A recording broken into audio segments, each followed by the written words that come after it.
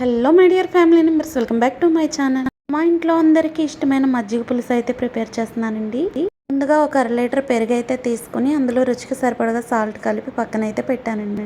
Stove మీద కళాయి పెట్టి సరిపడగా ఆయిల్ వేసి జీలకర్ర, మినపప్పు, ఆవాలు, 2 ఎండుమిరపకాయలు వేసుకు లైట్ గోల్డెన్ కలర్ వచ్చేంత వరకు వేయించుకోవాలండి.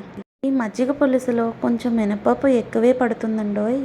ఇవి వేగిన తర్వాత సన్నగా తరిగి పెట్టుకున్న ఒక ఉల్లిపాయ, 4 పచ్చిమిర్చి, కొంచెం కరివేపాకు వేసి బాగా వేయించి చిటికెడు పసుపు వేసి కలిపేశానండి. ఈ విధంగా కలుపుకొని స్టవ్ ఆఫ్ చేసి మాత్రమే ముందుగా పక్కన పెట్టిన మజ్జిగ అయితే తాలింపులో వేసేసానండి. అంతేనండి, ఈజీ అండ్ టేస్టీ మజ్జిగ పులుసు అయితే రెడీ అయిపోయింది. ఒకప్పుడు మనకు వచ్చిన ఏకైక వంటకం అండోయ్. టేస్ట్ అయితే మాత్రం చాలా బాగుంది. మీరు కూడా తప్పకుండా ట్రై చేయండి. Please subscribe. Thanks for watching.